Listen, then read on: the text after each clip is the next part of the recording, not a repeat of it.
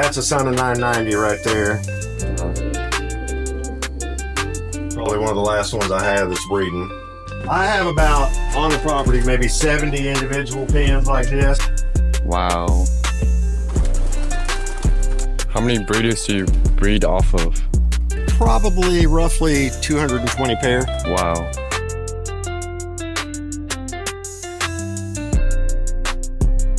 I like to send hens. Yeah. Because I think they mature faster. You know, I've got a cock here named Thunder who had 7 first prizes. And he's a big cock, 2 hands. You'd never select him for your race team. What I do is, after they're here a few days, I leave them in this pen so I can watch them, make sure they're acclimating, they're adjusting. I can see the amount of feed they're eating. I can see, after they're here and I'm comfortable that they've settled in, I fear that when you put powder and all this oil on this feed, the birds eat less. What I want to show to the public is that consistency, that if you send your bird here, you can have some confidence that we're going to do our very best to take care of it. Now, of course, I'm going to lose some. For people, when they enter my race and are done with the race, they can say, win or lose, I thought he ran a good race. I really just want the best care for the birds. So that come race day, I feel like I want everybody to feel like their bird feels like it could have been competitive when it's done. My name's Steve Martis, and I'm the owner of Continental Breeding Station. Now, Continental Breeding Station was started in 1987 by my father, Rick Martis. And he started with the lean boars pigeons, and it became a successful deal. Now, my father's had pigeons since he was 10 years old.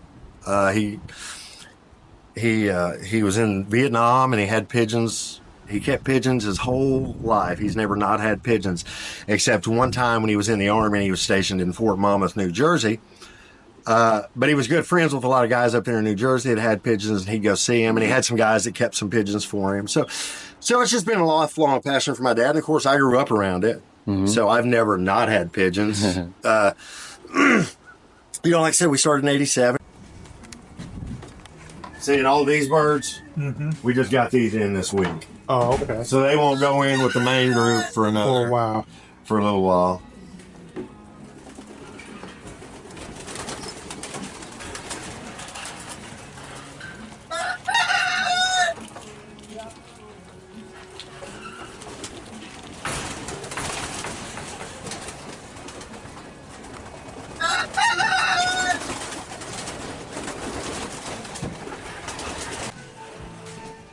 When you get to the limbers, let me know.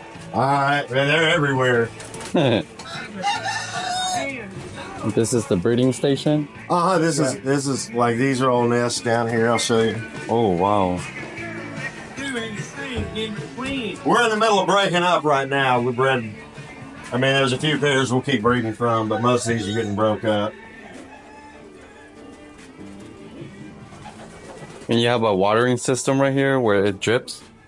I can set it to drip, but it's the problem is every faucet's different. Some drip faster than others. So, yeah. But we're here. Basically what we do is we water them 3 times a day. First in the morning, once at lunchtime, and then once in the evening before we go.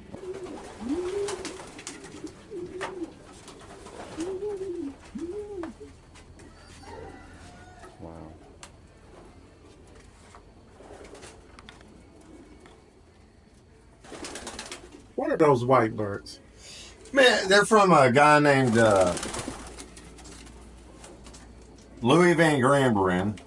Okay. Who he had a good family of whites in Belgium. Okay. And truthfully, most of those whites I sell to guys who do like wedding releases. Weddings and stuff like that. Although some guys race them, I've had a few good ones. But I think I breed from 3 pairs of white ones when I can't breed them fast enough. Yeah, I have some, and they go like crazy if somebody come by. Oh yeah, totally. And then see here in this we have individual pens. I have about, on the property, maybe 70 individual pens like this. Wow. And would these be your main breeders, or these are? Yeah, most of these are going to be the imports from Europe, or just superstars. Yeah, these are going to be. Like that's a son of 990 right there. Uh-huh. Probably one of the last ones I have that's breeding. Wow. Feather feet. Oh yeah, that's pretty common.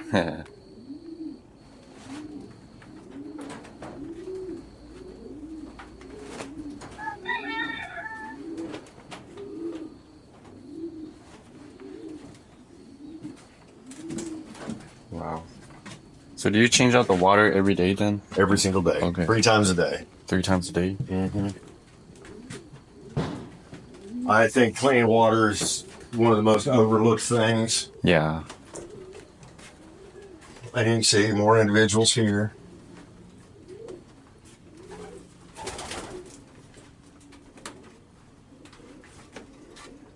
Wow.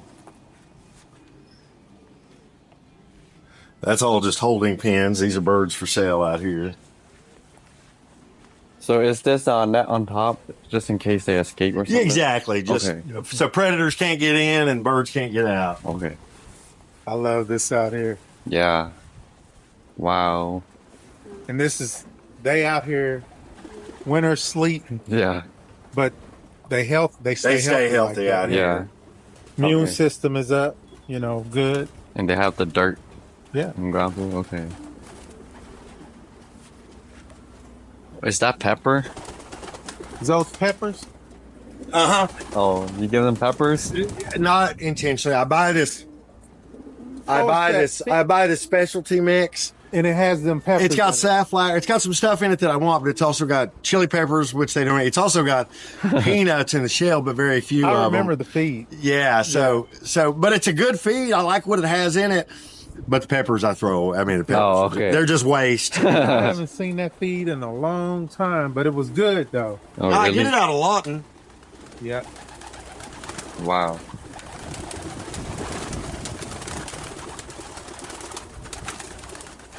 This is very nice.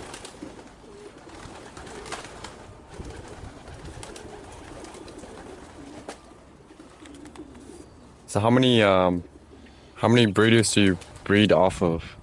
Probably roughly 220 pair. Wow. Damn. Told you, this is one of Yeah. the biggest places. Well, see, and we got these pens empty. What we'll do is we'll rake them all. We're about to bring in some finished sand, Yeah. and we'll. Okay. So you use sand. Yeah. Okay. I remember there was a person who used sand overseas too. I don't remember who. Sand works real well outside. Plus, it's kind of See. a use as a grit too. Yeah. See, and you see we have more breeders here. See, here's one of my lambrics right okay. here. See that silver cock and that blue hen? They're both from DeWeird. And here's another one. Okay. Yours. Just don't let me forget. I won't. Okay. I won't. That's I guess it don't matter. No, that's the mama right there. See, these are lambrics. This is lambric. These 3 pins right here are all lambrics. Oh, Lambert. That's good.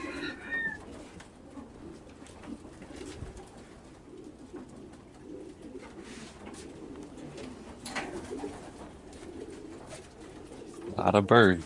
Yep. And a lot of these birds are not online. So if you look Yeah. through there, you'll see something. You'll be like, man, it's, Man, I got probably 1,000 birds here, and I got 100 online. So, yeah. I mean, you don't see. That's what I say. Half of them are not even on there. And if you just, now See, here's- each one of these pens are a family of themselves, right? Right. Oh, okay. Like this pen is basically all Rudy DeSerre pigeons. Okay. Okay, I see. That pen next to it or like pen 2 is mostly Jansen's. Oh, So even the partner of the bird are also from. Exactly. Okay, so it's kind of like line breeding. Exactly. Well, what I'll do is, truthfully, like when I have cocks in here, 6 or 7 of them are probably full brothers. Oh, So, gotcha. because like, And some of them birds look almost black. yeah, those DeSerres can run dark. Some of my best ones were dark. Is that right? Well, see, that's the story of DeSerre. See, DeSerre lived real close to Gabby, and DeSerre's father flew pigeons.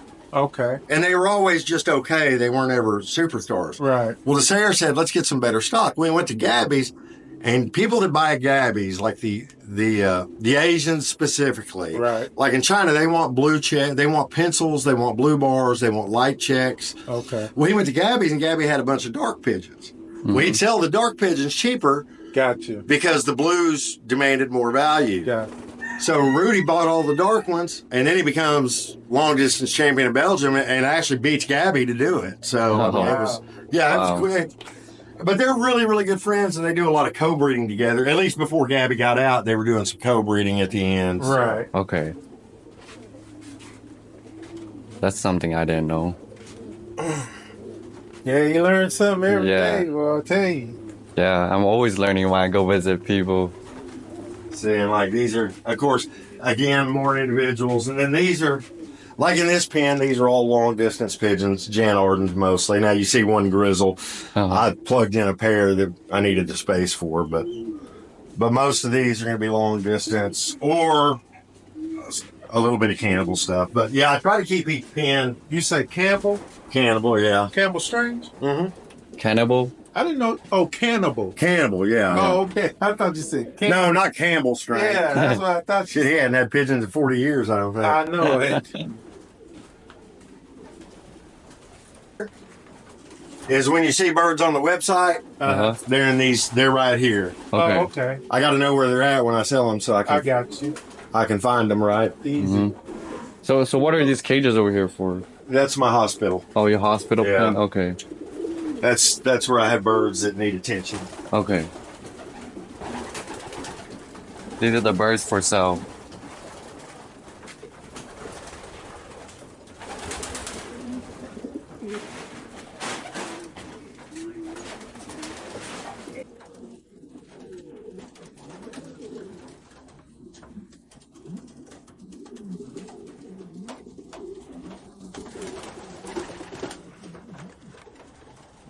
Basically, if somebody else decided. Oh, we went around back over here. Yeah. Did we go back to that one back there? What? Hey, Dale's gonna go get that baby. No, I'm talking Like about that end over? Oh yeah, you can go. You have to walk back there.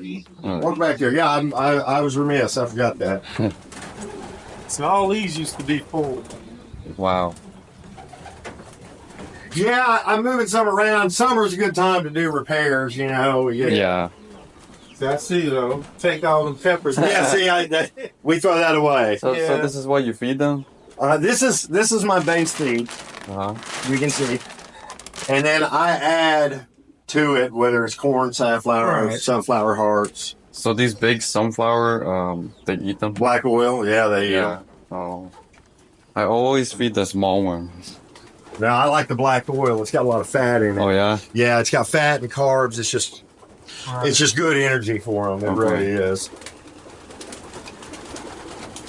Now these right here, Roughly younger birds, ain't they? these are birds Yeah. that I bred this year. These are all Okay. 24s. So how many do you usually send out to one-off race and stuff? Not many, maybe 20, 30 birds a year. Oh, okay. Yeah, because I know like 2-3 years ago you did very good at Florida Derby. Yes, I do. I do real well in the one loft, so I'm pretty picky about choose. But you know, that's the thing is I get hit up for every one loft, and I don't have unlimited funds just to send out. You Yeah. know, like most of us, I can't just Yeah. throw it every race out there. So I try to pick 2 or 3 every year that I really like. Oh, you know, okay. and so, and that's it, man. There's so many to choose from. these Yeah, I days. know. Yeah, there's a lot of new ones now. It is. It really is. And I get it. And I sent some to Mexico in the last few years okay. for their races. And they do a good job down there in Mexico. But the problem is with the language, I can't follow it. Oh yeah, I you know what I yeah.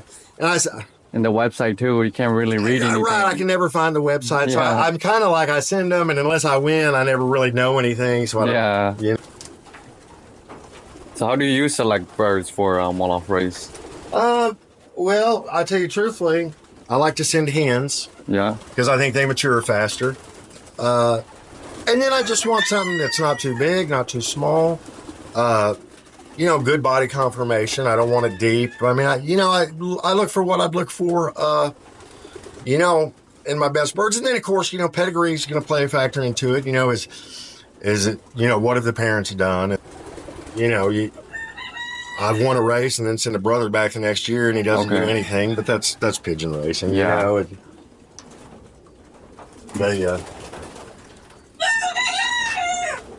So are these young birds for sale too? uh-huh. Okay. Yeah, they're all for sale. And then I have some, like my dad, of course, has already picked out his race team. I breed my dad's team every year. And then there's a couple guys around the country that are good friends of mine that don't breed and they Yeah. only get birds from me every year. Oh, So- okay. And then these last two pens, Mm-hmm. those are breeding cocks that I just broke up. Right here, these two pens. Oh, okay. These are cocks that were breeding, but now they're finished for the season. How do you clean underneath? We have panels that come off the back, Uh-huh. and then we have rakes with long handles. Oh, And we okay. and we do that about every couple of years. We just really Yeah. Now you hear the chickens. Yeah. The chickens help a lot because they stay under there and they Yeah. scratch and they keep it stirred up. And I actually have some Muscovy ducks. Yeah, I saw them. I Yeah. have some too. You do well. As you know, they'll eat mice and Yeah. If they can catch it, they'll... yeah, if they can catch it. Yeah. So I really like the Muscovies. Nice. So what kind of grit do you give them? Well, I get my base grit is half oyster shell and half granite. Okay. And then I add this red grit to it that I get from my local feed store. That's the first thing I had. And I mix those three. And then I put a little mineral with it too. Okay. So it's kind of a 4-ingredient deal that I mixed. I'll show you. I'll go to the feed room and show you Okay. what we use. We'll walk down here and look at it. But that's where the red tint comes from because of the minerals I add to it. Uh-huh. So it's not pink powder? Well, kind of. I'll show it. Okay. It's not like what you get from the pigeon houses. Okay.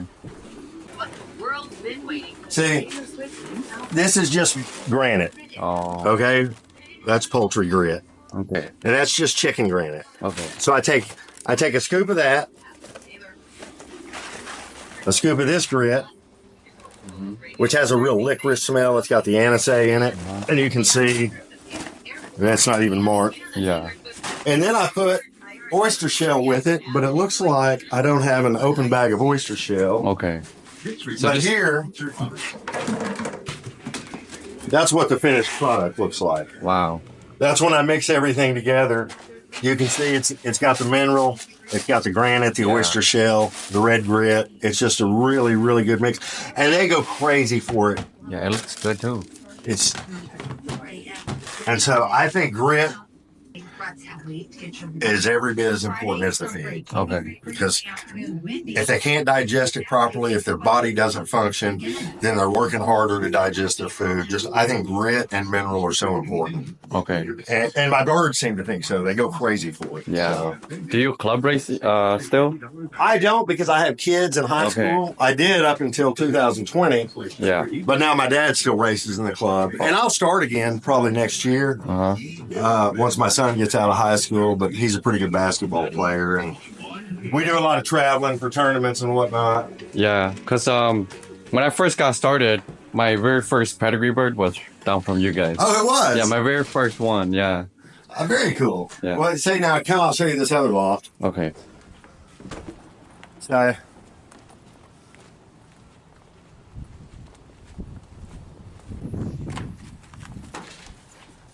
see, and this is just more individual breeding pens down here. Wow.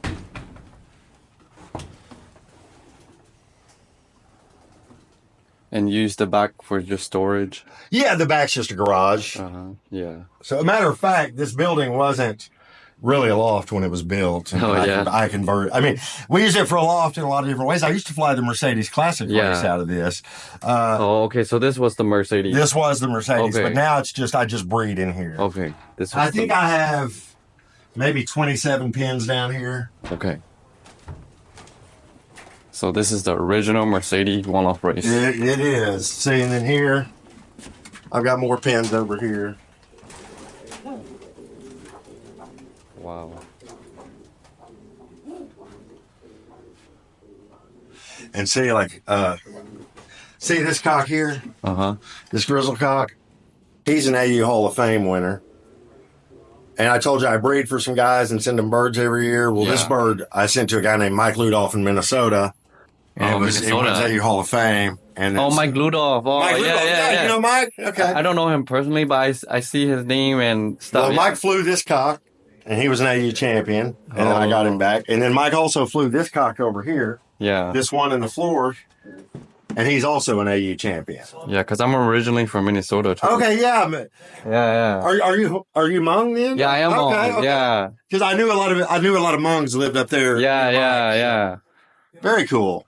Yeah, I see Mike Ludoff post your birds that he raced and stuff like that all the time on Pigeon Central. Okay, yeah. Yeah. Very cool. Yeah. Mike's a good guy. He really is. Yeah, so. he seems like a very nice person. So you send birds to people to race for you and test Well, them no, out? he doesn't want to breed, so we worked out a deal years ago. Like for 10 years, I probably sent him birds. Oh, okay. But part of the deal is like when he gets AU champions and stuff like that, I get them back, like these. Yeah. two, so. Okay. The 2x2. And then of course I sent him birds this year, and I sent him birds off those birds. So Okay, I we'll see. Yeah.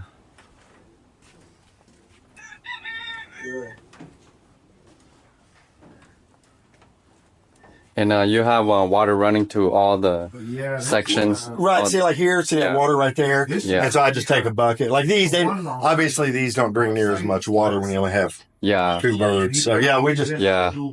but yeah, we put water everywhere so it's convenient. I mean, Yeah. that's, 30 will be fine. I've never seen these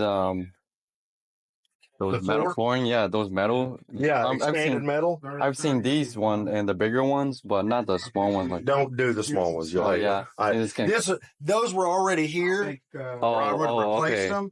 But the small, you can see I'll try to the use shit it. catches up. We have Yeah. to scrape it more. Whereas like this, Yeah, it just you drops. never have a Okay. problem. This is 3/4 inch or Uh-huh. half inch. See, God, it's been years since I bought it. I think it's either half or 3/4, but that's what you want. Okay, That's like quarter. I see. It's a good idea in theory, but it didn't work. All right. So So before you put your breeders together, do you prep them? Like, do you give them medication and stuff like I that? worm everything, and then I usually treat with Baytril or amoxicillin. Oh, Petro? Okay. I prefer amoxicillin, Okay. but I alternate some because I feel like they build up an immunity to certain antibiotics. And if you use amoxicillin for 5 years, then I feel like you should switch it up and use Baytril. The only thing Baytril is known to cause some fertility problems. Oh, really? Yeah, so I try not to use it much. All you have to do I try to use amoxicillin more, but I treat everything before the season. And the reason is that'd be it. birds get testes infections, they get infections in their ovaries, things that you can't see in their normal behavior. Yeah. But if I treat them, I'm confident that they're ready to go. So, how many days would you treat each? It depends on whether I'm using Baytril or amoxicillin. If I'm using amoxicillin, about a week, 7. If I'm using Baytril, about 5 days. Okay, so that's all you use. You don't treat for canker or No, canker's something that I treat for probably every 3 months. oh, okay, Every month. okay, I see. And I use metronidazole or flagyl for that. Okay, And then, but canker, the beauty about these wire floors is worms don't tend to be a problem because they can't pick, everything falls through the floor. yeah, Canker is not near as a problem. As you can see, we've got great airflow.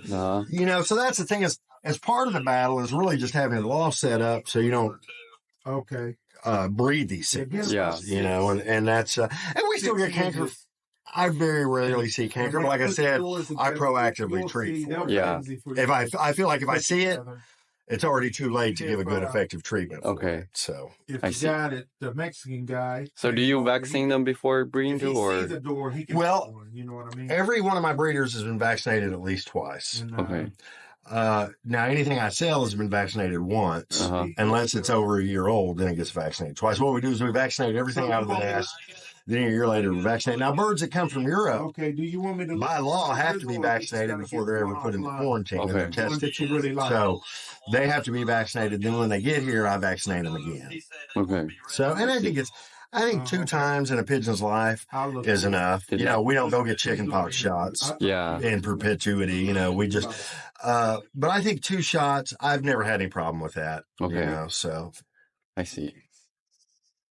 So what kind of birds do good in your course here? And Well, That's hard to say. I mean, I don't know what everybody sends. I don't always know their pedigrees. I don't know their pedigrees, but typically, like I talked about, you always see medium-sized birds do pretty well. Now, last year we had 2 challenging races at 300 and 350 miles.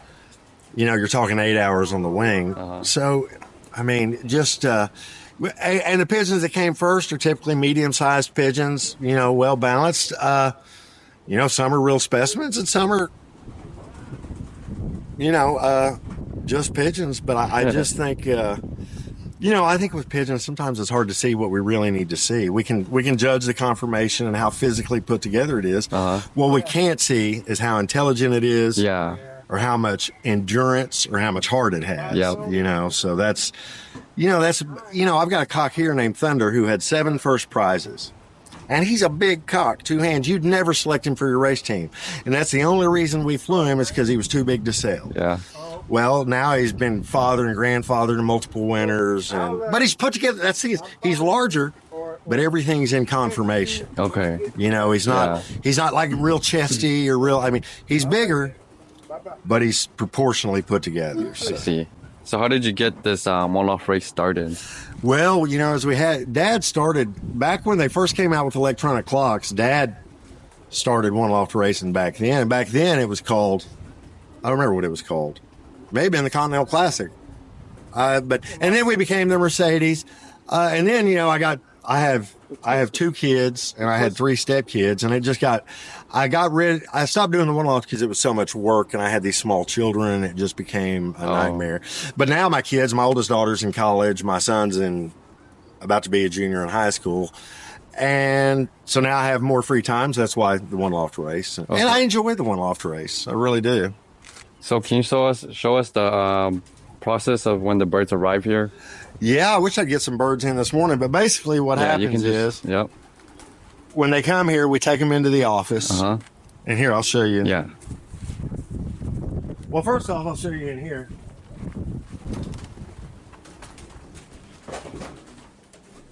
Now, the first thing we do when we get them is we vaccinate them for PMV, rota. And that stuff's in the office. We do that in there. But when I bring them out to the loft, I give them metronidazole. And what I do, this is a 500 milligram tablet. And I have a little pill cutter. A pill cutter? Yeah. And basically what I do is I cut this pill into 4 pieces. 4 pieces. And once it's in 4 pieces, I give each bird 1 piece down the throat as it arrives. Okay.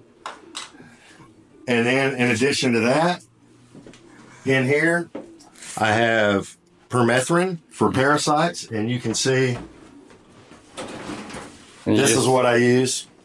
And you spray it on them? I spray it right on them. Make sure you spray both under both wings and right at the anus. If you don't get the anus, you might as well not even spray them. Okay. Always get the anus in both wings. And that's what I do with every bird that comes in.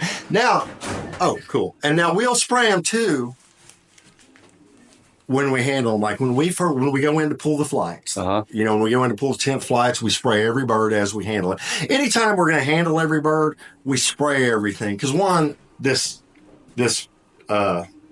pesticide is really mild for the bird, so it doesn't hurt. But I like to spray once every 3 months at a minimum. Okay. So, and that seems to be the longevity of the product. If I keep it sprayed every 3 months, I don't see lice, I don't see mites, I don't see pigeon flies. I never see pigeon flies here, but yeah.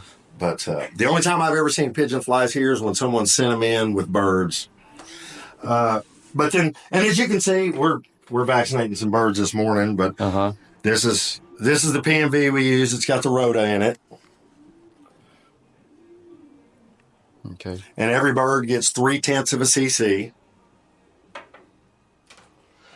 And then you can say that's what we're doing is we're vaccinating these birds here. And then you reuse chip bands too, right? Oh, absolutely. Yeah. They're reprogrammable. There's no reason.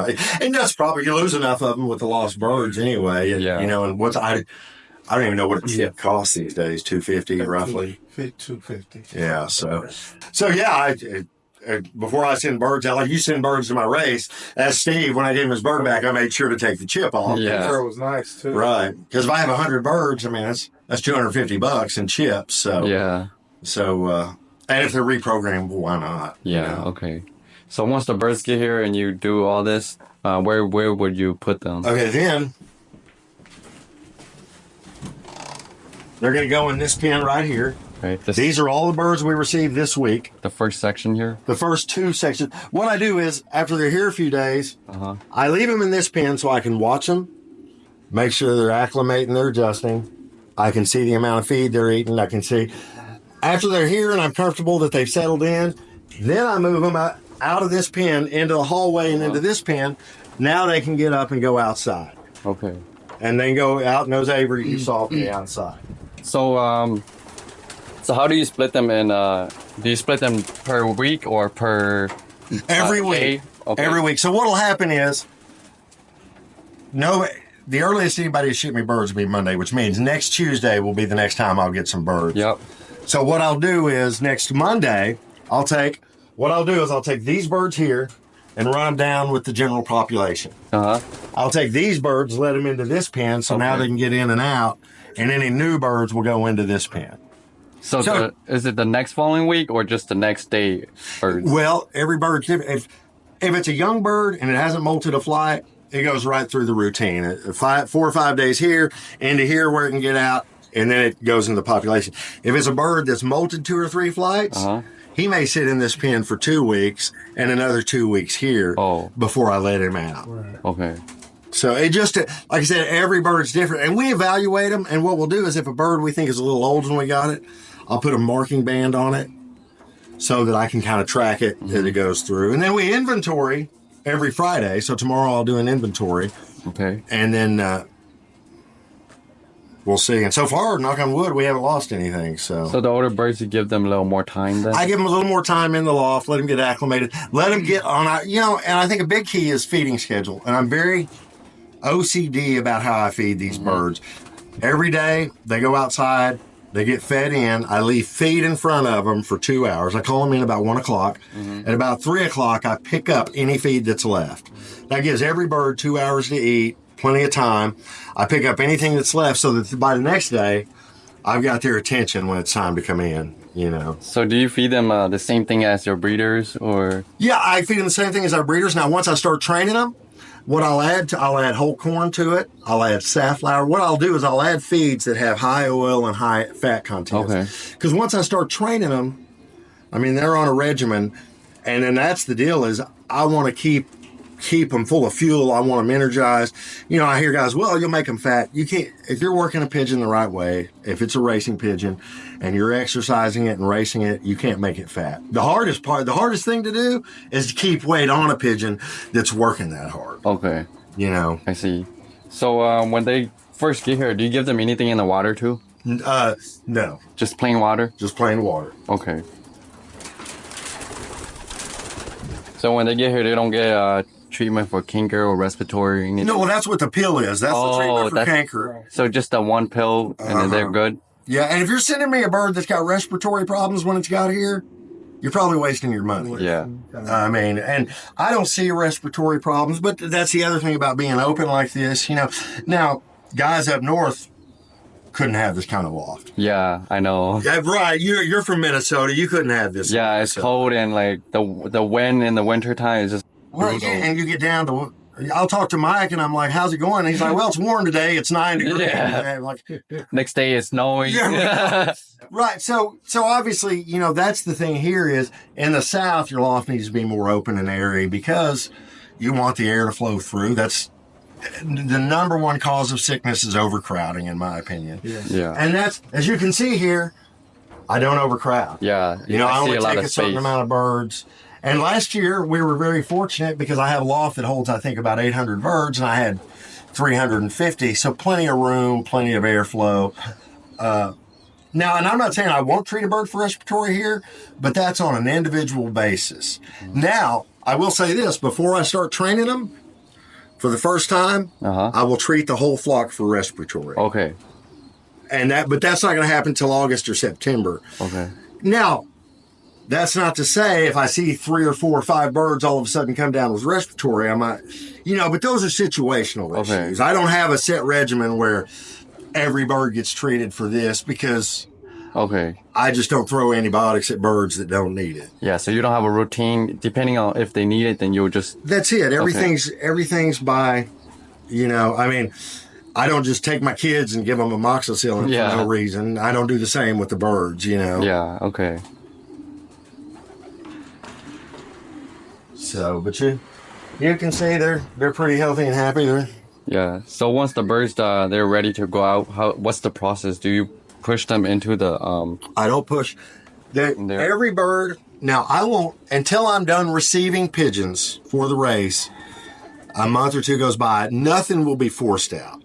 Everything's given the opportunity to go out. To go out to the aviary. But nothing's forced out. Now I will say, like these birds that are in this pen. Before I move them out of this pen, I'll take and I'll run them all into this trap. Okay, this trap right Yeah, here? and then I'll close that door on them, and I'll feed them, and I'll do this for a couple days so they learn to use the bobs before they're ever really let outside. So you'll put them in there to learn how to trap? Just to learn how to bobs, exactly. Just to learn how to get back in the loft. And you'll see sometimes a bird will sit out for 2 hours, but eventually he figures it out. And then once they figure it out, you're ahead of it. Okay. So how many times would you do that? 2 or 3. 2 or 3? Yeah, okay. After you've done it 2 or 3 and they're on our feeding schedule, they've got it down. Okay. They've got it down. And then you just leave that open the rest of the... No, well, when I call them, okay, what'll happen is today I'll let them out. And as you can see, I've got these doors all up. All I'll do is I'll open the outside doors. After an hour, I'll come in here and I'll close these. Now the birds have to bob in and they can't get back out. Okay. And then, so what I'll do is, then it come dark after everything's in, I'll come set it back up where they can get back outside. Oh, okay. Get back out in the aviary. I see.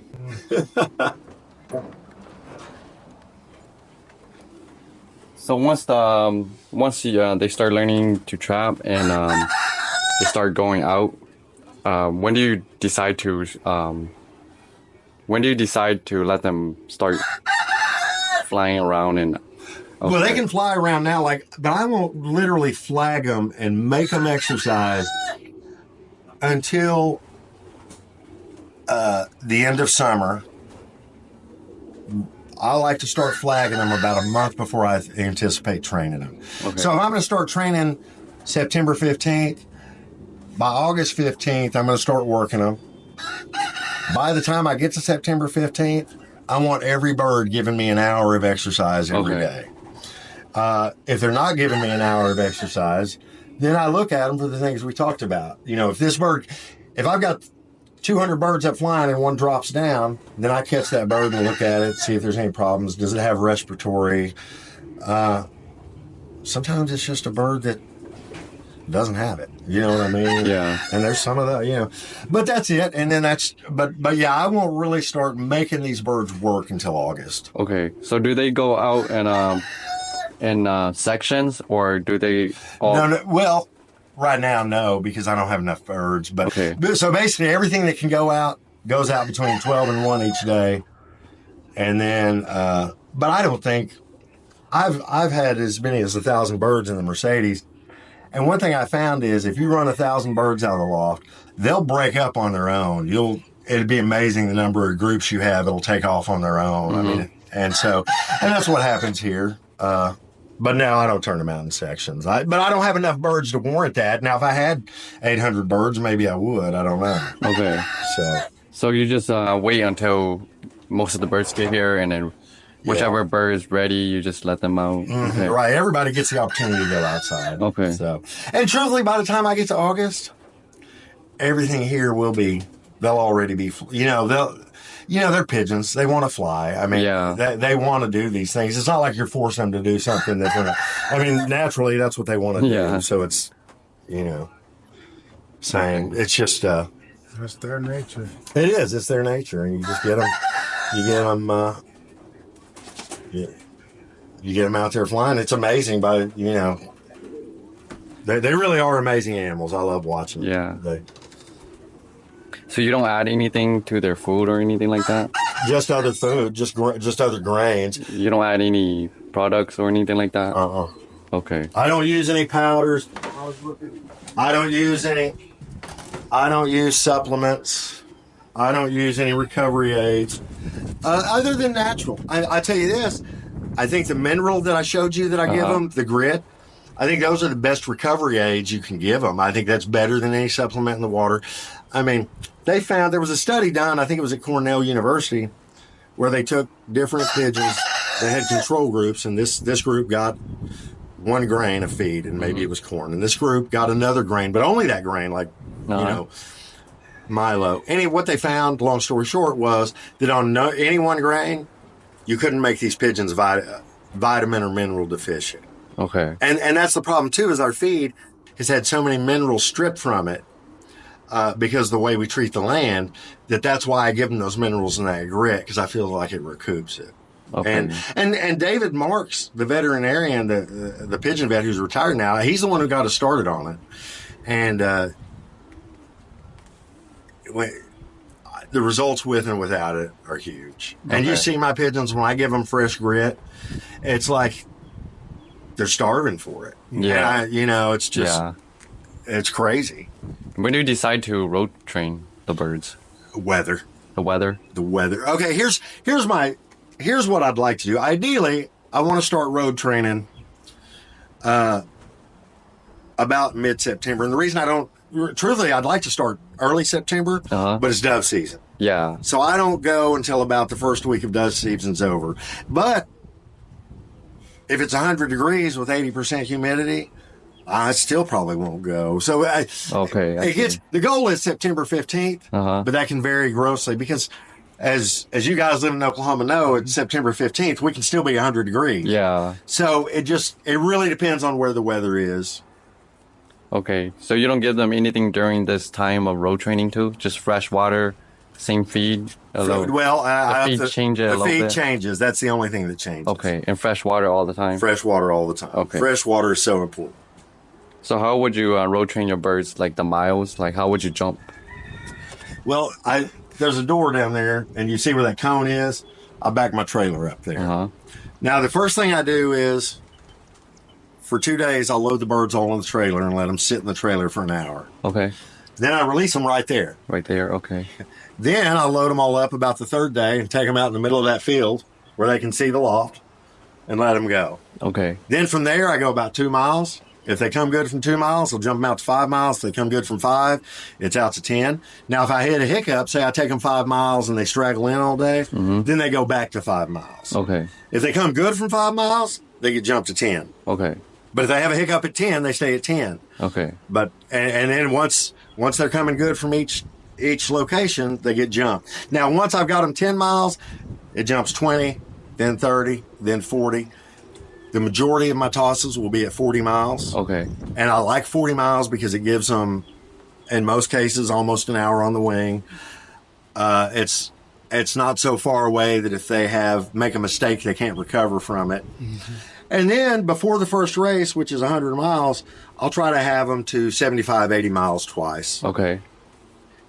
So you just wait until the birds are ready and coming in good from the tosses, and you just take them before I jump them. Yeah, okay. They have to show me a good toss to get jumped. Yeah, okay, and if they don't show me a good toss, then we're back to where we were. Yeah, that's good to know. So during this time, your birds would they be done molting too? By the time on July 4th, give or take a few days, I'll pull the 9th and 10th flights. And that gives me, if I want to start training, say I want to start training mid-September, then everything is fully molted by the time I get to mid-September. So that when I'm training them, they have full wings, the body molt's finished, they're done. So do you run any system with them or just natural? No lights, no darkness. But I race so late that you don't need to run lights. You don't need it, okay. And that's with darkness, you're delaying the molt by about 6 weeks. With light, you're speeding the molt up by about 6 weeks. Okay. Well, the timing of these is natural because it's more of a natural pattern. We're flying in September. And in the wild, they'd be molted. Here, they're molted. So it's just, the timing works for me. Now, I do have to pull the 9th and 10th because those will drop in the middle of the race series if you don't. Yeah. So, but other than that, it's... Okay.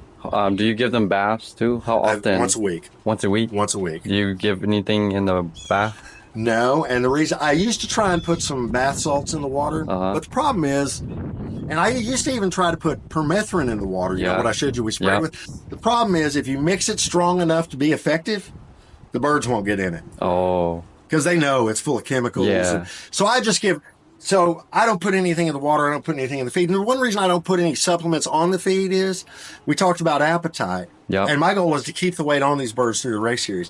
Well, I fear that when you put powder and all this oil on this feed, the birds eat less. Okay.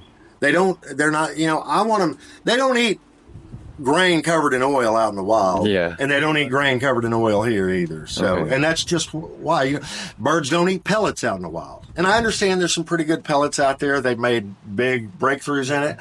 But I don't feed pellets because pellets are not a natural product. You know, Okay. it's processed food for the pigeons.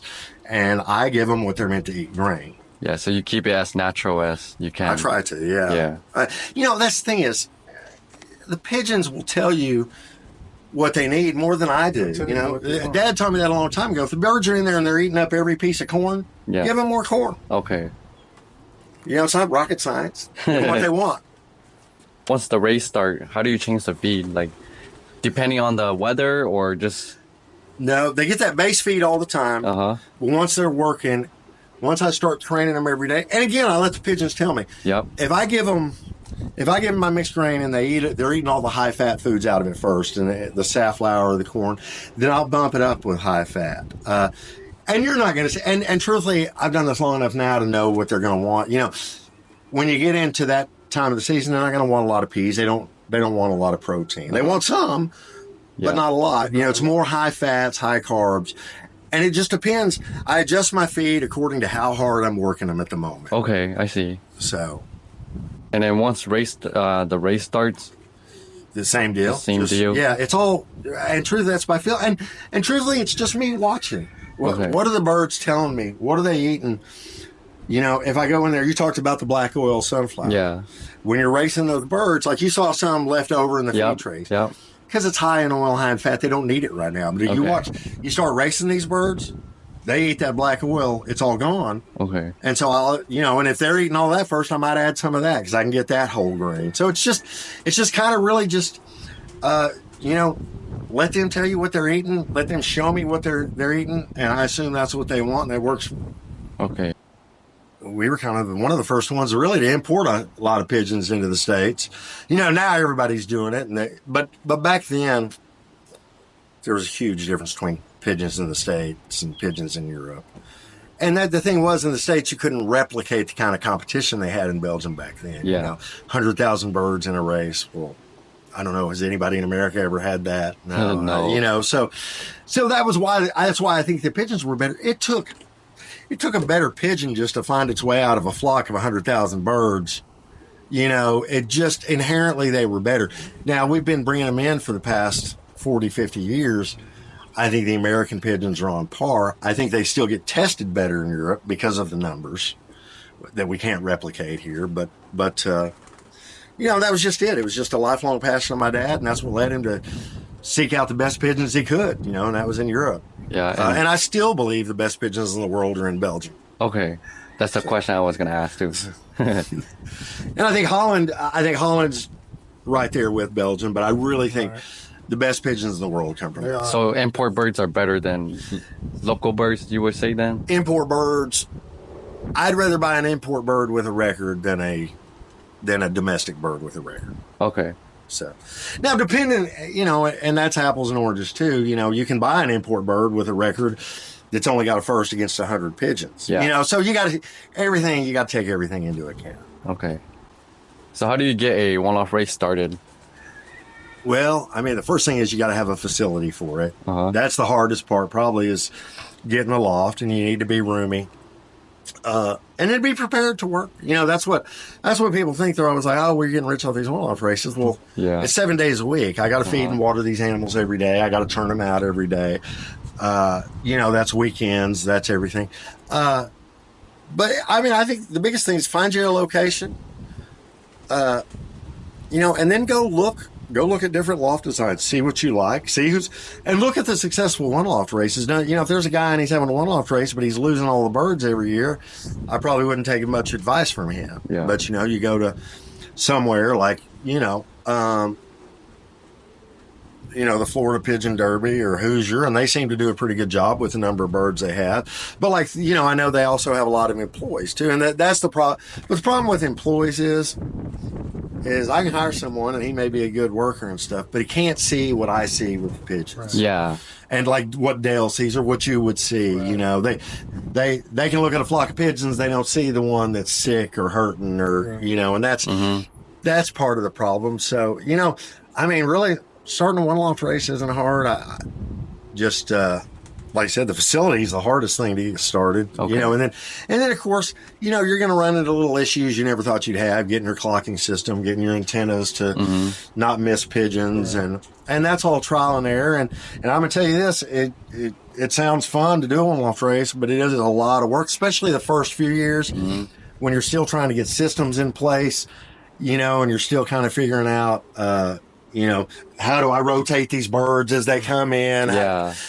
And so, a lot of that's just trial and error. And like I said, I've been doing this a long time. So some of this stuff just comes kind of second nature to me because I had those problems years ago, so. So that's another thing I want to ask you.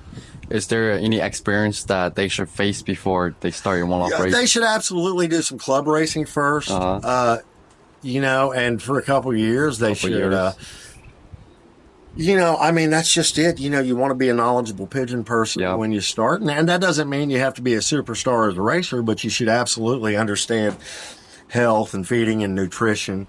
Those are going to, and for the new guy with a one-loft race, and this is what people don't understand, is you're going to get issues that you never had before. When you start mixing pigeons from all these different flocks and all these different microbiotic, because let's face it, your loft is going to have a little different micro footprint than mine. Right. Yeah. So when you mix all these together, you really, really got to watch for sickness. And that's that's the biggest call I get from guys that they'll be doing a futurity race for their club and they got 100 birds. They're like, all of a sudden 40 of them are sick. Well, I can tell you right now, you probably overcrowded them to begin with. Yeah. Yeah. And number two, and that's where I talk about experience. Number two, you get a guy who can't see, he's got a flock of 40 pigeons, he doesn't see the sick one until he's got 20 sick. Oh, yeah. Then all of a sudden he's like, oh, my birds are sick. Yeah. Well, you could have caught that a lot sooner if you had the eye for it, right? Okay. So, What do you need to start your one-loft race? well, you need feed, good grit, and interest. You got to have people willing to send you birds, Interest, yeah. and that's the hardest part is marketing. And then you need you're going to need a clocking system that can handle the number of birds you anticipate receiving. You're going to need a computer. With the internet, that you're going to need computer access, internet access. Like I said, a lot of little things you'd never think. Like it was a big deal for me just because I have internet at the house. Yep. But to get it ran out here to where it worked. Work the best out here? Yeah, I mean, I had some before where it would lose and lose, and it'd update, and then it would stop for a bit. And so, I mean, that's just little things. I mean, that's just it, And then, what a lot of people don't realize, you're going to need a truck and a trailer. Yeah. And that's a trailer, yeah. exactly a trailer. And trailers can get expensive. So, I mean, that's just it. There's just a lot of little hidden things you don't need. Of course, you're going to need medication. Yep. You're going to need vaccine. You're going to need all the things that do it if you want to do it right. So Okay. So, do you use Wind Companion and benzing, or? I did last year. I used Wind Companion and benzing, but and they both have features I like, and I'll probably use them both again this year. But I see myself. Problem is, I use a benzing clock, and you really can't use Wind Companion without benzing. So I don't know what I'll do in the future, but for now, I'll continue to do both. Okay. So what is your thought on growing a one-loft race? I think the biggest thing you can do, I think the best thing is word of mouth. I think we had a really good year last year, very few losses, challenging races. And that's my goal, is just to duplicate that year after year so that, I've been in one-loft races where they may have a good year, the next year they lose all the birds. What I want to show to the public is that consistency, that if you send your bird here, you can have some confidence that we're going to do our very best to take care of it. Now, of course, I'm going to lose some birds. Yeah. Of course, hawks are going to hit them. Things are going to happen that are beyond my control. But everything that is in my control, I want people to feel 100% confident that I'm doing everything I can that's in my control in the right way. Okay. And I think that's what builds my race. I think I'll have double the birds I did last year without any real advertising just because I ran a good race. Yep. You know, okay. So, It was fun. Yeah. So running a good race. I think that's the key. I mean, if you're not running a good race, yeah, you might as well close up. And truthfully, that's a hard thing to call someone and tell them you lost their bird. And you get people mad at you. And believe me, if I wasn't running a good loft race and I had to talk to these people every day and explain why I lost their birds, I wouldn't do it. They don't pay. Yeah. It doesn't make enough money to you know, for me to hide my head in shame and feel like I didn't do a good job. So okay, so that's the next question. What are some challenges that you faced running a one-off race? Oh man, some of the challenges with any business, you know, there's always some people that don't want to pay collections, and that's the part I hate about the one-off races collecting. I hate getting on the phone asking for people for money. Oh yeah, you know, and so that's just, collections can be hard. And like I said, the 7 days a week. I mean, I got to be out here every day doing something, and that's whether it's 30 degrees, whether it's 100 degrees. You know, so that's just it, the commitment that it takes. People don't realize that, and they think, well, you have these birds, you receive them in March, and then you have your races and you're rid of them.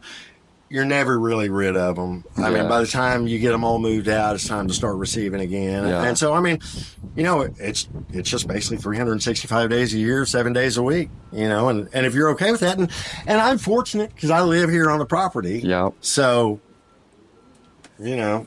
So what do you enjoy about running a one-off race? The birds. The birds. And the people. You know, like, I love the final race when guys from Texas, guys I haven't seen. You know, there's guys that I'd go to conventions I only see once a year. And if they don't go to the convention, I don't see them that year. So it's just, I get to see, you know, and I grew up in Dallas with Pigeon guys. So I see, it's just a time of the year, whether it's my one-loft race or others, I get to see old friends. And I get to be around people who are like-minded, who are passionate about pigeons. I mean, it's just, you know, that's the best. It is. It really is. It's just, I get to be around my tribe. Yeah, just talk all about pigeons. Right, exactly. So. Okay. What's your goal in running your one-off race? Just to have a good race. Have a good race. Have a good race. For people, when they enter my race and are done with the race, they can say, win or lose, I thought he ran a good race. You know? I was pleased with how it came out. Okay. So, any advice for someone looking to start a one-off race? Yeah, like I said, do your research. Go around, look at races, talk to these guys.